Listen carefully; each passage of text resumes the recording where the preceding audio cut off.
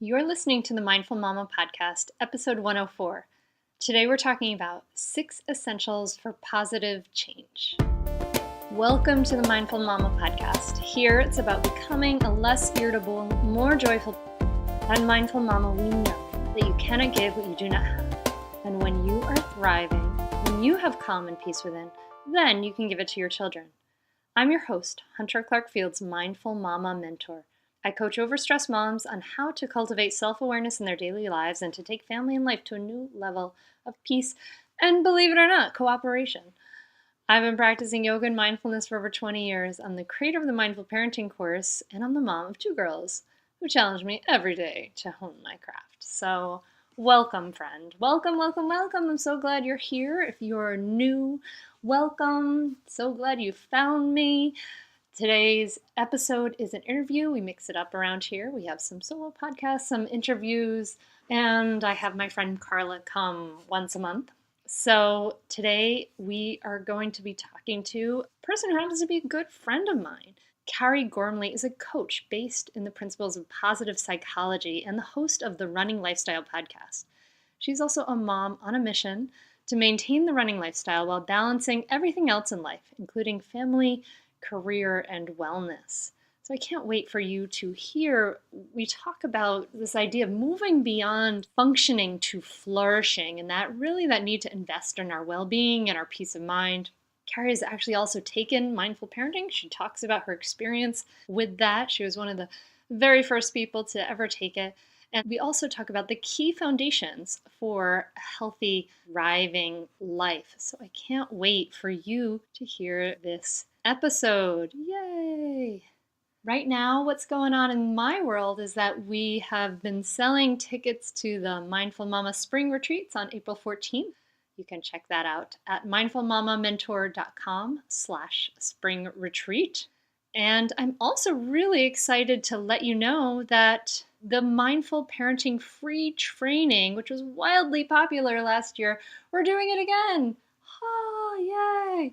And it's going to be on March 5th through 9th, and that is open for registration now at mindfulparentingcourse.com/free training. And oh, did you recognize, you guys, that this is like a bonus episode? What? More than once a week. It's getting crazy around here. Oh my gosh.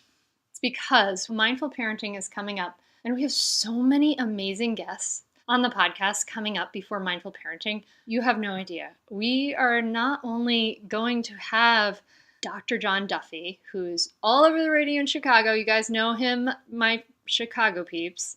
We're also going to have from Chicago Todd and Kathy Adams from Zen Parenting Radio. And get this, I wish I had drum roll. We're going to be having Dr. Dan Siegel, author of The Whole Brain Child and so many other books, incredible teacher.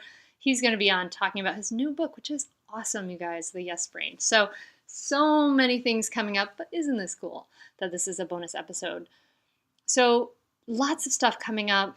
Be sure to be part of it. Take a moment to be part of it by going over to mindfulmamamentor.com. Check out that spring retreat. It's a very small retreat, so you should get a ticket and register right away. So if you want to be part of it, and people are coming from Connecticut and Virginia, all over the East Coast. So East Coasters, come on, peeps. Let's get it together. Let's meet up in person and do this. And for an online experience for anyone around the world, be part of that Mindful Parenting free training week. So many cool things coming up. But I won't keep you any longer. I will just let us say, let's get on to this episode. Hi, Kari. Welcome to the Mindful Mama podcast. Hi, Hunter. I'm so excited to be here. Okay, do you want to explain why we're laughing? I think we're laughing. I don't know. I'm laughing because I never do my interviews in person, but are you laughing because I'm like a foot lower than you? No, I don't have enough chairs. No, I'm laughing because it just sounded so formal, and we've been friends for a while, and we're in this mastermind together. It sounded kind of formal, and so that's That's why I'm laughing. And what good communication we just had. Look at that. It's like, I'm thinking this, you're thinking that, or, yeah. We practiced our skillful communication. We did. High five, sister. High five. Okay. So welcome, friends. My friend Kari is here in person in the studio because she's a friend of mine and we get together every week. And I'm excited to talk to Kari. I've told you about her podcast and everything, but also because Kari has taken the Mindful Parenting course. She's gone on a journey with self-care and with learning meditation and with her parenting and her work and everything. So that's why I'm excited to talk to you today. I am too. Yeah, cool.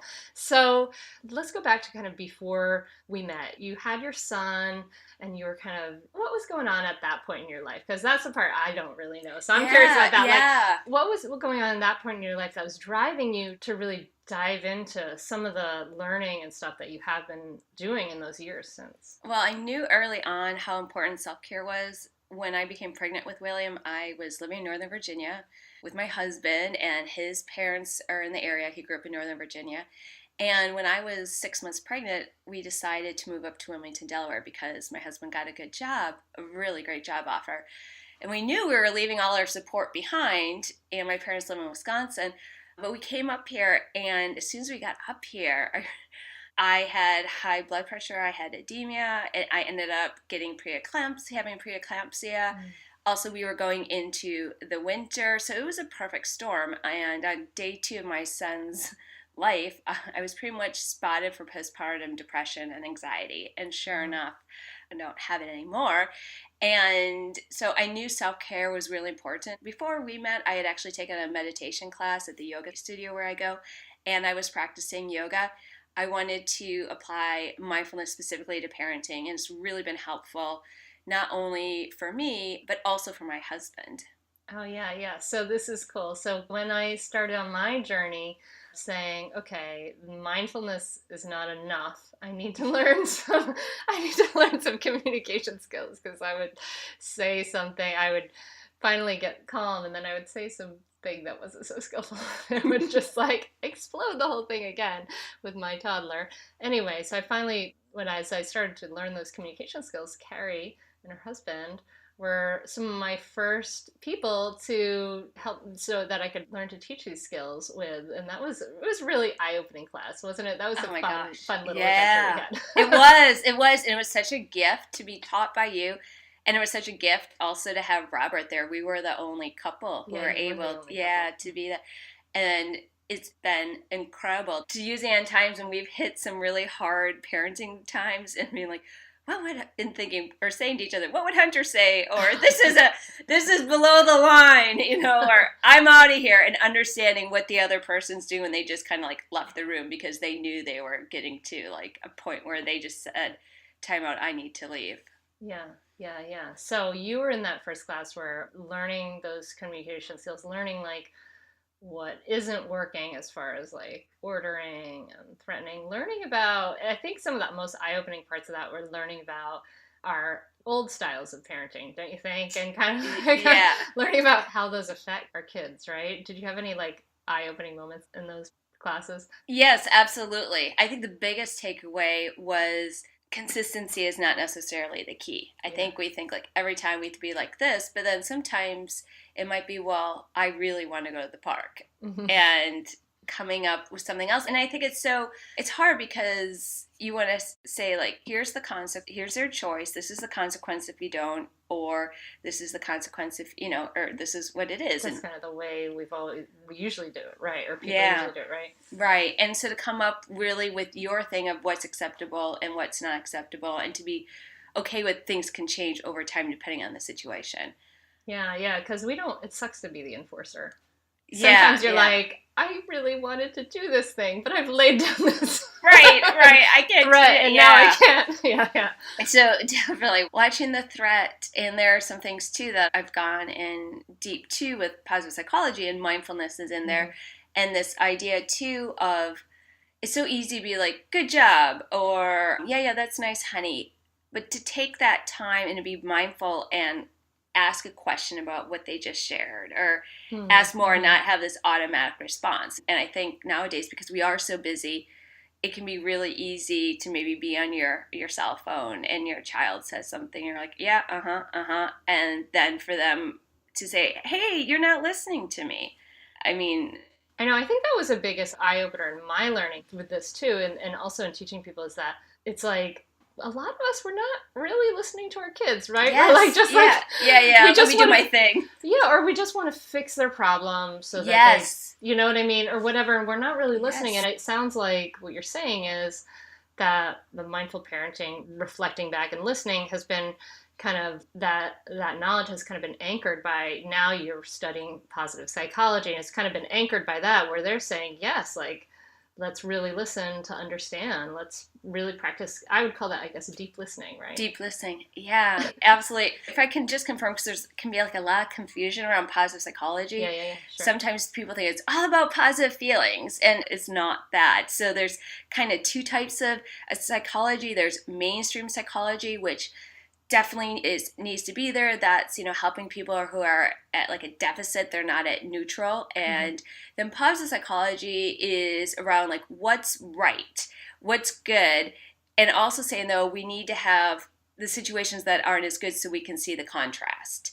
And it's really around the science of well-being. It's around happiness and around flourishing. And flourishing is when, in general, in most parts of your life, things are going really, really well. So, when you look at your mindset around ideally having 3 positive thoughts for every negative, and if you go over 11 positive thoughts, that's too much. That's too much? That's too much, because then that can almost get the kind of, I don't want to say mania, but it's like, for instance, there's a little maybe unrealistic. It is. Barbara Fredrickson is one of the biggest researchers around positive emotions, and that's just a quick side note on that, is that this idea we can be happy all the time, like when you focus on being happy, research is showing that you're not as happy. You want to have more positive emotions, which is around joy and gratitude, emotions like that. And so Barbara Fredrickson is really one of the leaders in positive emotions, and she's from University of North Carolina.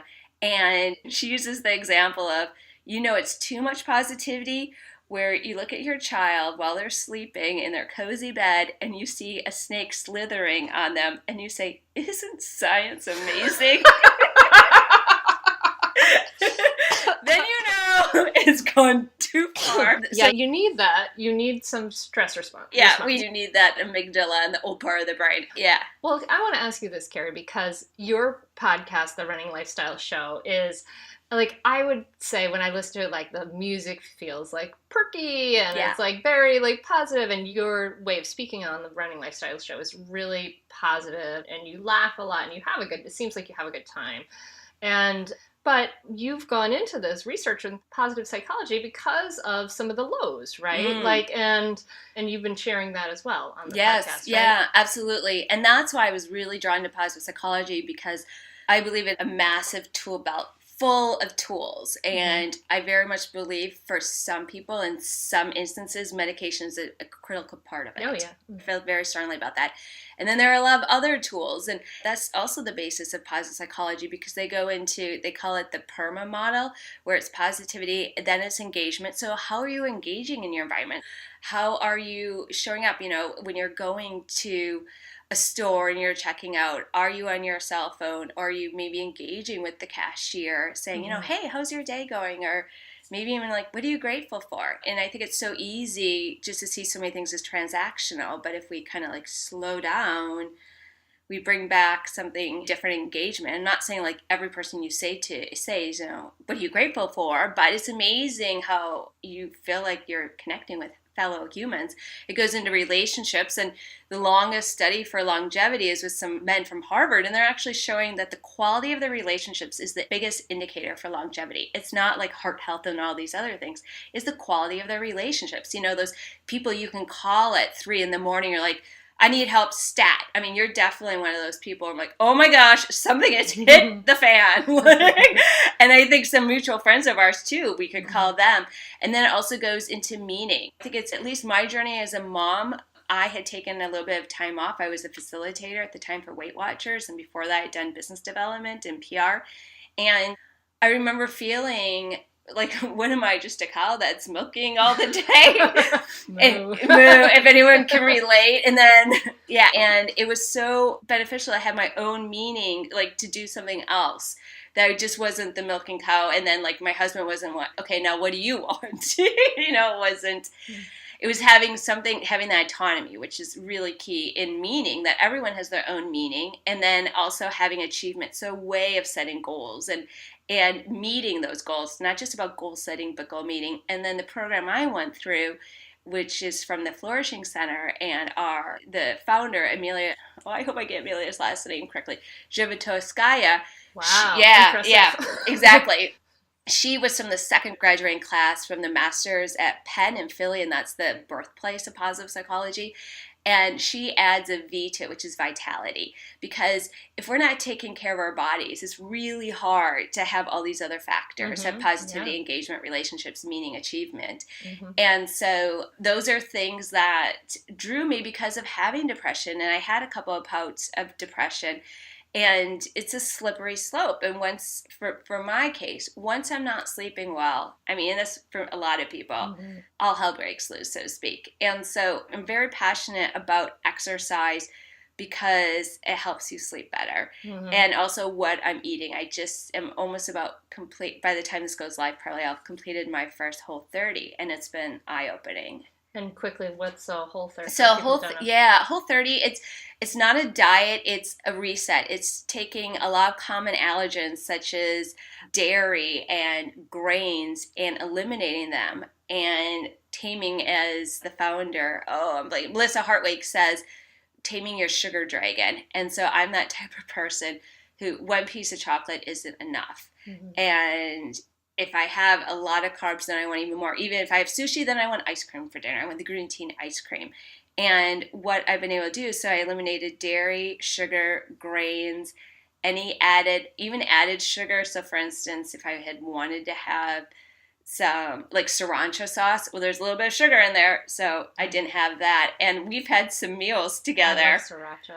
Oh gosh. And then you gradually add some stuff back. And the thing is, there's so much research supporting this, that people who are prone to depression, that sugar is one of the absolute worst things we can have. And I've set up some goals. I use positive psychology tools for goal meeting for here in January, and they've worked beautifully. And I've never really had so much energy, especially now, because I've had, which is also common here, especially where Hunter and I are, is that seasonal affective disorder. And that's where, when there's less sunlight, you're not as happy. There's a seasonal component. And I don't ever remember feeling this good towards the end of January. Yay. Yeah, high five, sister. High five. And a lot of that I also contribute to something we just did today, where we said, okay, let's record this podcast. And we said, okay, well, let's go for a run. And while we were running, we were talking about our businesses. There were a couple times where I haven't been running a lot lately, and for any of you who can relate, you haven't been running long and you kind of need to spit a lot. So we had to stop a couple of times, and it almost felt like Hunter was that friend where you drank too much and you're getting sick. She's just like, just use your glove. Get that strength. And so, and that's what we're doing is one of the best things we can do, because we got all these great brain chemicals going from the running. We're more focused for this interview. We have more energy to give.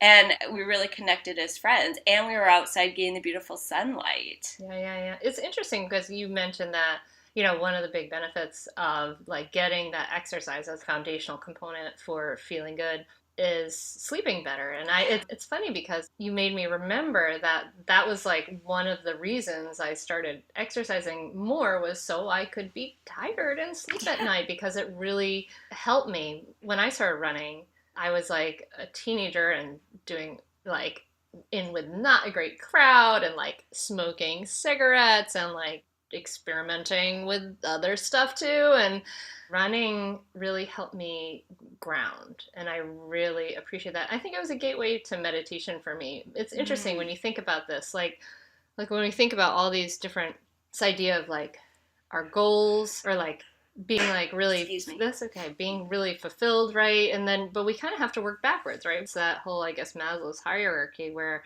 we need those basic components, and then we can have that groundedness then to make those changes at higher levels. And so we kind of have to, sometimes it's funny, like my clients are like, okay, so I'm doing this meditation, and it's like, how do we do all these things in our life? Sometimes that kind of fitting that all in. But what would you say are some of the components of self-care that are absolute musts, even for us, like even if we're, we've got a 1-year-old at home, like what are the musts that we need to do, at least in your opinion? What do you think? Absolutely, and there's research supporting this. The number one evidence-based, scientifically informed tool in positive psychology is gratitude. So if you can say each day 3 things you're grateful for, and if you want extra credit, say why, that is huge because it just resets your mind a bit. And so, it's funny, that's one of the first kind of like self-help, I guess, things I ever did in my life. And I totally even remember I was in Portsmouth, New Hampshire, when I bought this book called Simple Abundance. It's like got a pink cover. I don't know if anyone remembers this, but it has 365 days, but it's all about gratitude. And one of the things, it's one of the first books way back when that said to keep a gratitude journal. And so I started keeping a gratitude journal and writing down 5 things I'm grateful for every night when I was like 17 or 18 years old. And I still do that. Like I've had big swaths on and off. Sometimes I take days off, but I still do that. And it helps enormously. It's amazing. Try it, you guys. It's amazing. It's amazing. If I look back to the last bout of depression I had stopped that habit. Oh, isn't that interesting? Yeah. It's very interesting to go back and see like what happened. On my podcast, there's a doctor who is also on the advisory board. His name is Dr. John Rady, and he has written a lot of books around the connection between exercise and the brain and how it's so important. And he's a psychiatrist from Harvard. He's like the go-to person. And he also does a lot around kids and getting activity in. And he believes there are 6 things. And I really took these things seriously, the key to health, and they've made all the difference. So the first one is nutrition, which we've talked about. The next one is exercise. And ideally, if you can get some cardio in, might be as much as like jumping on a trampoline and playing 3 songs you love, or jumping rope, and having those things out, because it's amazing. If we just move them to make it just a little bit more convenient, we'll do something. It's something fun I did with my girls, that when we were stuck in the snow day, I was like, we need to move our bodies, because this has become such an essential thing for me. But this is, maybe you can try this at home, is we just would set a timer on the phone for 30 seconds, and each of us would do a movement that we would do for 30 seconds, kind of like interval training, but kid style. So we would do these like wacky movements like for 30 seconds, and then the next, then I would do one, then my daughter Maggie, then my daughter Sora, and we'd rotate around. It was fun. That's so cool. We do that in my class. We did that yesterday. Oh, yeah? We call it Team Hit, and then you go around, each person chooses their things. That's so fun. And we'll do animals like frogs, and then like skier and speed skaters and monkeys. Cowboys. Lots of awesome cardio ideas. Okay, so cardio. So exercise. So and nutrition. Also that's yoga. So we have nutrition and we have exercise. Then we have sleep. And by the way, we're wired. Everyone is wired. We have this idea of early birds and night owls. That's true. There's a lot of emerging research coming out about chronotypes. A lot of it's actually done in Europe. And they're showing how there are like 4 types of people. So if people are like, if you want to get something done, just wake up early. You're like, but I was always the person in college who was the night owl. I did my best studying at night. Yeah, you're wired that way. Like there is proof that we actually can be early birds or night owls or whatever it may be. And we know with kids in general that changes over time. Like I'm praying that my son stays the way he is because he's an early bird.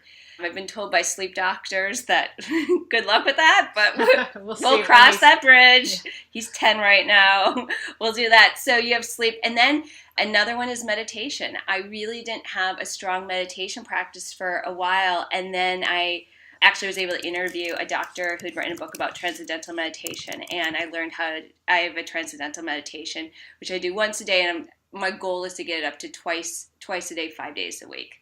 Because it's not even double the benefit. It's a lot more. People have likened it. I have an only child, but they say you have that first child, but then when you have the second child, it's like 3 more children. Although some people say like, no, having that first child is such a change in your lifestyle that just adding another isn't as big of a deal. I don't know. How do you feel about that? Oh, I don't know. That's a good question.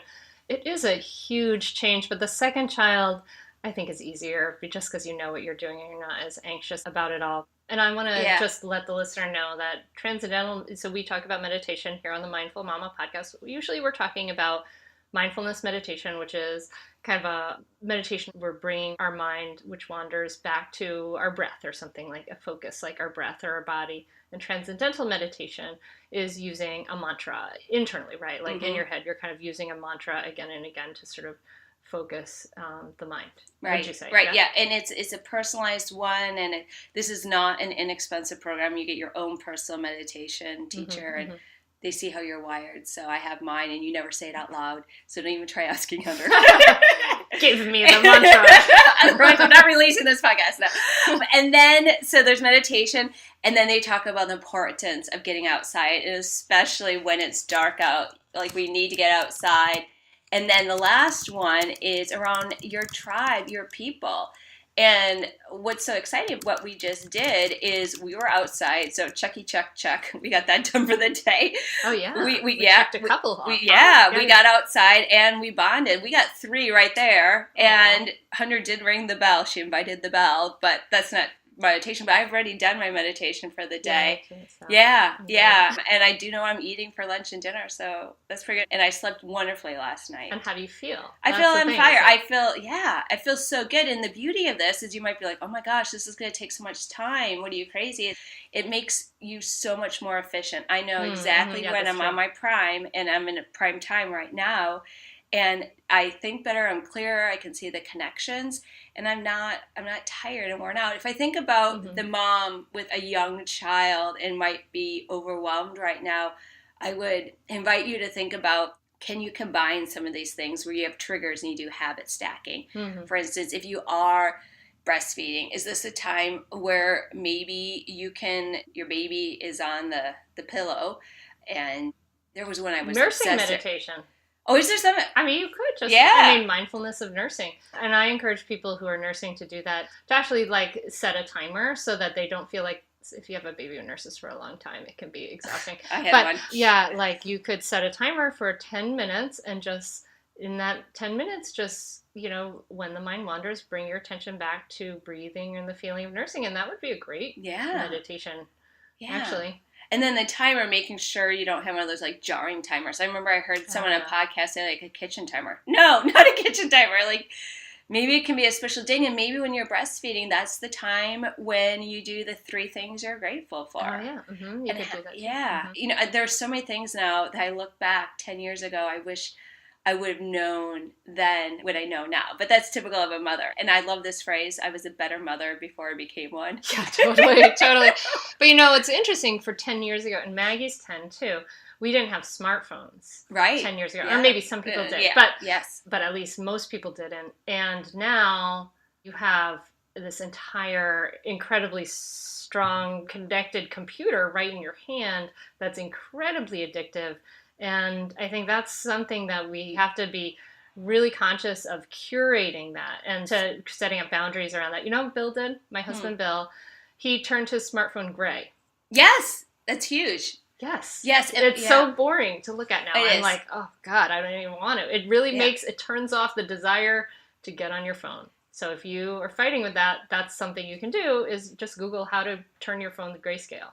I have actually. I got in an email once how to exactly do it. I'll forward to you so you can maybe put in the show notes so people can go to the show notes. Yeah, I've got an article on it, but it's just pretty easy. It's pretty easy. It's wonderful. Also, what I'm doing with my cell phone is I actually put it by the door. So 1, I don't forget it. And 2, it's not in the main part of the house where I'm spending a ton of time. And so it's almost like I'm saying, okay, I'm putting this over here. I'm done. And like, you've been such a positive role model in the sense of having screen-free Sundays. Sometimes mine are usually mine are Saturdays now, and it makes all the difference. That's cool. Yeah, isn't it nice to just be like, today I take a break, and you just realize like, oh, that was adding this kind of, I don't know, it's funny. You don't realize how it adds this kind of stress or pressure. It's distraction, I guess, is what it is. And I think our brains are not relaxing. I'm not sure. I mean, I guess they're working on the brain science now, but it really makes a big difference. So you were saying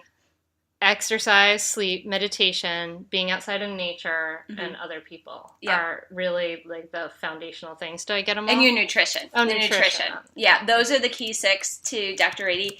And then the work I've done with positive psychology, and he's also doing work with the people who get their master's in applied positive psychology. So you can go to Penn or a few other schools around the world and get a master's and spend the time and the money. What I chose to do is to go to the Flourishing Center and get a certificate in applied positive psychology, which is an intense 6-month program, 240 hours, a weekend every month, online classes every week, final project. And it was very much into the application. It was very experiential. And yes, there were books to read and things to do, but I wasn't doing scientific papers. I also wasn't taking on student loans also, which I would have had to do to get a master's from an Ivy League school. Yeah. So you went from like doing the podcast and doing the running podcast, and you were a big runner, and you were obviously someone who sets goals and does things and makes stuff happen, because you made this podcast, which is a very popular podcast, is doing really well.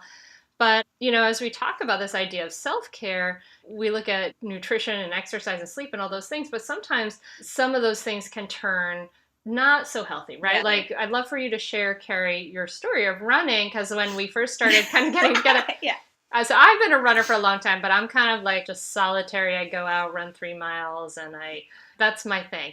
And I think I did one 5K once, like when I was 20. Anyway, but you tell your story, because it's a whole different level. Yeah, it's very different. And also they're showing right now I'm running, there are 2 types of runners. There's like how you run and how I used to run, although now I'm running like you. Mm-hmm. So what happened was in 2006, my husband and I kind of on a whim ran a half marathon. We ran the Chicago half marathon. So a half marathon being 13.1 miles. And this is before we had our son. And I had trained up to 4 miles. And I did do the half marathon. I had been doing a class, kind of like a CrossFit type of thing, Share the Trainer. And it was a really neat experience. And my parents were on the course, and Robert and I ran it together, and we were really bonded over that. Well, in 2010, one of my resolutions was, or 2011 was, I'm going to run another half marathon. And I got a running coach, and sure enough, by March, I had achieved the goal. But then I had officially gotten the running bug, because, and this can happen, you guys, is, I wouldn't call it an addiction, but you get so used to all the dopamine and the endorphins and the, wow, if I ran this, how much farther can I run, and could I do this? And since I had trained it for a half marathon, there was another one in Wilmington, Delaware, 6 weeks later, so I might as well do that one. And then, oh my gosh, if I can do this, you know, maybe I can run a marathon this year. And long story short, I ramped up too quickly and got injured. Within the following year, I said, okay, this is the year of the marathon. And sure enough, I ran it. I ran the Marine Corps Marathon, which is a fantastic one. It's in D.C. and Northern Virginia. I recommend it as a first-time marathoner to anyone. Although they say Disney's really good, so is Chicago. But what ended up happening is I was doing one a year, and then with the podcast, I had an opportunity to partner with some sponsors and Dean Karnassus, who's a famous runner, and I was going to run one marathon for this charity. And then the charity said, well, in addition to New York, we also have charity spots for Chicago. Will you run Chicago too? I'm like, I don't know. And I said no at first, and then there's a registered dietitian who's a millennial, and a speedy runner. She's like, let's do it. And you just ran in Chicago and you loved it. So I'm like, okay. So that was 2. And then it turned out that I could get a sponsor, Gore, for the Philadelphia one. And so then it became 3. And then you became a marathon maniac, which meant you run 2 marathons in 2 weeks, or you run 3 marathons in 90 days. And I kind of knew this wasn't a good idea. And I was thinking about, oh, this would be really neat for the podcast. Yeah. And you saw me during this time, and I had this mindset that this was normal. I'm like, yes, I ran New York this weekend. You're like, what the? Do you remember that? And I was like, yeah, whatever. I was kind of like, oh my God. Because this is normal, and these are people like you hang out with. Yeah. You were in the crowd, and it's interesting. It's important to note, like, choose your friends wisely. Yes, or you were around wisely, because yes, that's a big influence on you. It is, and there's some pushback in the running community too, where people say, come do this marathon with me. You know, someone just did a 5K, and people have likened it to saying, like, come on, go to the movie with me. You know, it's easy to sign up, but it's not the... A marathon, I mean, yeah, I just can't even imagine, because, I ran like a quarter marathon once, so that I was running for like an hour, but I can't even imagine running for 4 plus more hours. Yeah. Like, it just seems like I don't know. I just don't love it enough to Yeah, run and that many hours a day. And my relationship has really changed with running. Where now running is... What were the repercussions? So the repercussions, yes, was I was in PT the whole time. Then I had a herniated disc. Oh. And I would get pain in my hip like pretty much any time I would run. And also the coach I had worked with, he was not a fan of strength training, which some people I very much respect. And something I learned becoming a balanced athlete coach was, yes, you need to do strength training. But I had this coach and I followed what he said and used a product he has a sponsor from, and it wasn't a good fit, actually. I thought it was at the time. And what's evolved is, and I wasn't practicing much yoga because then the PT I had felt like I am flexible. I always have been, but feels like, oh, yoga's not good for runners, which is not true. So basically my journey has been that was way too much. Let's bring it back. And now what my practice is 2 to 3 times a week, I'm practicing balanced athlete, which if anyone's familiar with CrossFit, it's kind of sort of like CrossFit. However, you're in a room where you're in bare feet. You are doing work with kettlebells and dumbbells and your own body. And then they also use something called cross core, which is kind of similar to TRX, but with TRX, the part where it connects with a bar or something, it's stationary, whereas with cross core, you actually have like this dial where you can loosen this. So like intensive muscle-based kind of. Right, high-intensity training, which FYI is that right now, the research supports you're best off doing high-intensity training, not running for hours. The research is not supporting that. I mean, well, it's just, it makes sense to me. It's like everything in moderation, you know what I mean? Like, running makes a lot of sense. Like, humans, I think, were, maybe born to run. Who knows? We evolved to run. Like, I think there might be some, at least walking, like, movement, is very natural. We need to be out moving. But like everything in moderation, like let's do yoga in moderation. Let's do these, and see what feels good. Right. Yeah. What's working for your body, not against. I was working against my body. I really was. Yeah. And also with running, it's repetitive movement. So I practice balanced athlete 2 or 3 times a week. Then I'll practice yoga 3 or 4 times. Like I usually exercise 6 to 7 times a week. So this week, because we went for a run, then I have one less balanced athlete class. Yeah. So I did 3 this week. Yeah, 3 yoga, and I don't know what I did this week. Ooh, that's my phone. Goodness gracious, I thought I turned it. Anyway, so you're really checking off that exercise. That's helping you sleep and all of those things. It leads into everything, and not this excessive running. Excessive. Yeah. So, and the meditation is something that you really took up, and I really did want to ask you because you did take mindful parenting with me, and we went through the mindfulness components, self-compassion, and the communication. And I'm not sure I've asked you really about this, but do you have any sort of before and after, like what happened? It's understanding. I would say the biggest takeaway is understanding when I get triggered, and being mindful of what caused that, and if I can trigger bus around before it gets worse, and then being okay with just leaving the situation. So there was one time, this is before your class, or maybe it was even during your class, and we really practiced self-compassion, and fellow students could relate to this, where I just got so frustrated when my son was leaving the house. I think I threw out his backpack. And I remember going down the stairs, and I was like, whoa. And so recently, we had a situation where I could just feel that I was just getting madder and madder and triggered. I'm like, okay, bye, you guys. And I just left. I went up to my meditation time. That's so beautiful because that's so skillful. Instead of saying, you are the cause of this and you have to do something, it's like, okay, I'm feeling this inside of me. I've got this triggers. I've got this stuff going on. I need to take a time out to just chill out a little. And that's such an incredible thing to model for your kid.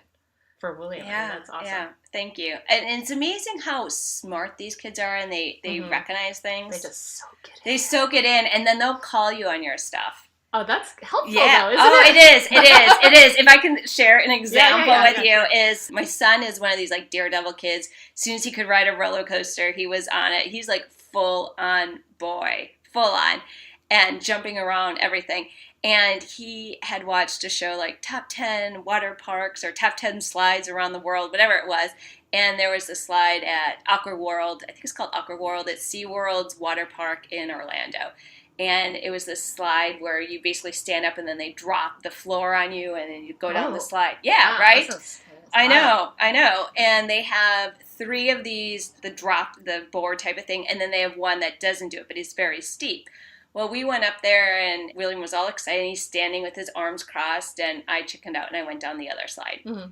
Well, later on when we were leaving, we said, one last slide. And William said, Mommy, I want you to go up there and go on that slide. And I said, okay, I'm going to take one for the team. We went up there. William's I'll never forget this. He's in the slide. He has his arms crossed. And he sees me going over to the other slide, not the one with the trap door. And he's yelling at me through the door. It's clear, saying, take one for the team. Take one for the team. And I didn't. And then we went down. And 5 minutes later, he said, Mommy, your fear is getting worse for that slide. Aw, that's compassionate, you know what I mean? Because I would say you did what you needed to do to take care of yourself, yes. Which is smart. But yeah, that he was kind of recognizing what you were feeling, which is cool. And it's great. And I was almost tempted the next day to go back to the park. It was not part of the plans. We didn't, but we've talked. The next time we go back to Orlando, I am going on that slide. Yeah, you're trying to overcome your fear. I went and did this Go Ape thing with Maggie for her 10th birthday, and I did it with her, and I thought I'd be kind of fine, but I don't know, I guess it was really kind of scary, and there were moments I was like, screaming bloody murder as I'm swinging through the air. I was totally scared. What's it called? It's called Go Ape, and it's a tree ropes course, and they have them all around the country. Should you want to conquer fears, that one. There's one around the corner from my in-laws in Virginia. Yeah. I think I'll be doing that one. Good luck, Carrie. I know. Take it for the team. Taking one for the team. Oh my gosh. But you become stronger for your kids. Yeah. I mean, I think that, I don't know, think about parenting in general. I mean, that's the whole thing. It gives us these challenges, right? Yes. And it gives us these challenges in our life and the way we feel and the way and not even just the kids, but the lifestyle of being a parent. Everything has changed. Every single part of your life is totally different after you have kids. And yes, we have to recognize, it is totally different. We have to shift things, and we have to take these things like our nutrition, exercise, sleep, all those things, and make them a priority. And so then we can grow to those challenges. You know what I mean? We can either look at these challenges and just be steamrolled by them and feel overwhelmed, or we can say, these are these challenges. Maybe that challenge is your frustration, your anger, or your feeling bad in your body, or your sleep, or all those different things. You can say, okay, I'm going to meet these challenges by taking one small bit by bit step. Small. That's the key thing. And see when you can consolidate these 6 things we were talking about.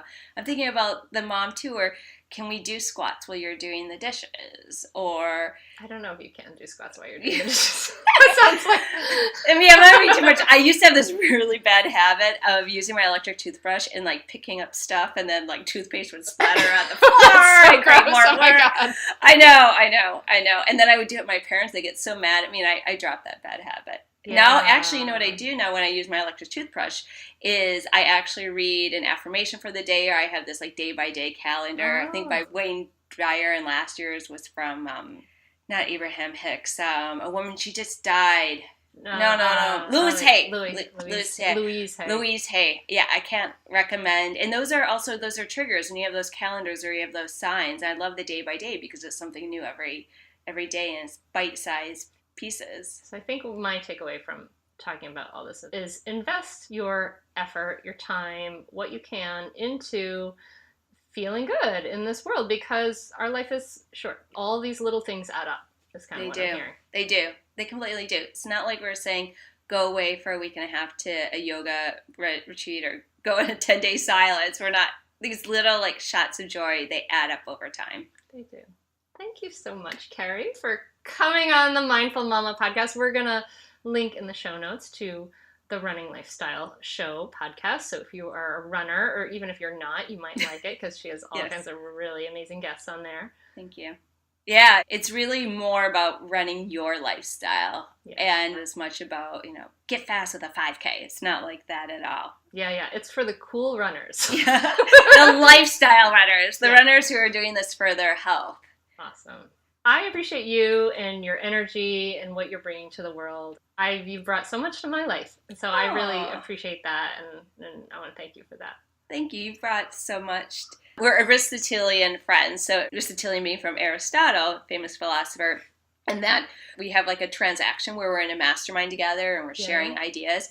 And then we're also friends where we like hanging out. Like, it's just fun to shoot the breeze. We just had our own retreat and we went running, and it was one of the best runs ever. And then it makes you Aristotelian, where you have those components, and then you grow. You're better together as friends. You're really becoming stronger people because of each other. So you're definitely an Aristotelian friend. That's so cool. Good. So I hope this podcast makes you grow stronger today, my friend, dear listener.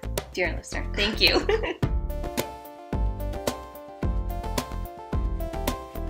Thank you so much for listening. I'm so glad you were here and got to hear this conversation between myself and my friend Kari. I hope you got a lot out of it. I hope you move towards thriving and just keep those essentials in your mind and your heart. We need that nutrition, exercise, sleep, social connections, all that stuff. We need all that. Meditation was a big part of it, and meditation is a big part of mindful parenting too.